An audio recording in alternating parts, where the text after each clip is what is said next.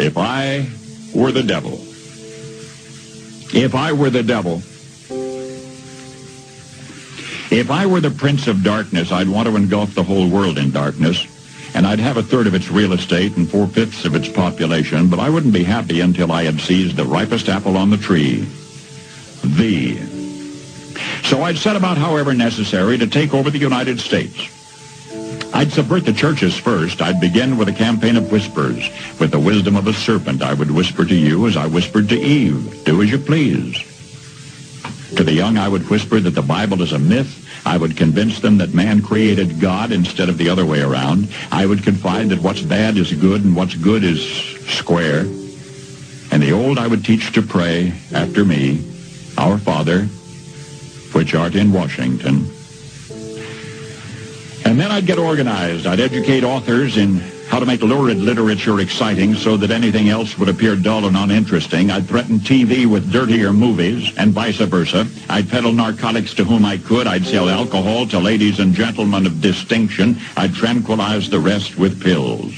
If I were the devil, I'd soon have families at war with themselves, churches at war with themselves, and nations at war with themselves, until each in its turn was consumed. And with promises of higher ratings, I'd have mesmerizing media fanning the flames. If I were the devil, I would encourage schools to refine young intellects, but neglect to discipline emotions. Just let those run wild. Until before you knew it, you'd have to have drug-sniffing dogs and metal detectors at every schoolhouse door. Within a decade, I'd have prisons overflowing. I'd have judges promoting pornography.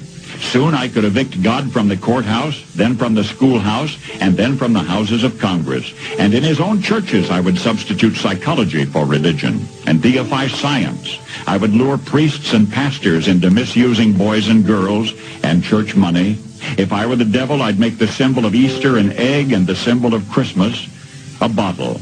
If I were the devil, I'd take from those who have and give to those who wanted until I had killed the incentive of the ambitious. And what'll you bet? I couldn't get whole states to promote gambling as the way to get rich. I would caution against extremes in hard work, in patriotism, in moral conduct. I would convince the young that marriage is old-fashioned, that swinging is more fun, that what you see on TV is the way to be. And thus I could undress you in public, and I could lure you into bed with diseases for which there is no cure. In other words, if I were the devil, I'd just keep right on doing what he's doing.